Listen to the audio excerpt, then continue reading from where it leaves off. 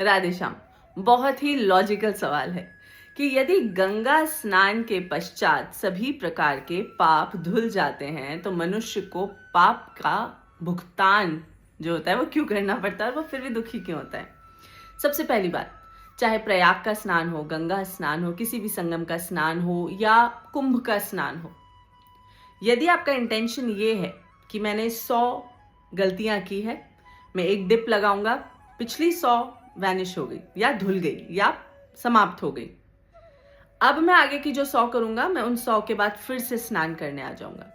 यदि ये भाव है, जो कि यूजुअली जाने अनजाने में हमसे होता ही है, तो गंगा स्नान का कोई फायदा नहीं है। परंतु अगर प्रतिज्ञा की है, दृढ़ निश्चय किया है और सोच के आगे चला है कि अब से कुछ नहीं, तो गंगा स्नान भी फल देता है और आगे हमें उस गलती को करने से रोकता है।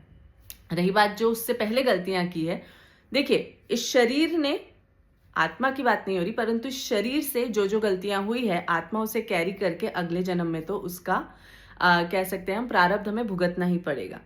परंतु कह सकते हैं कि अब से मैं आगे की जीवन एक सात्विकता से निभाऊंगा। Thank you for watching. Radhe Shyam.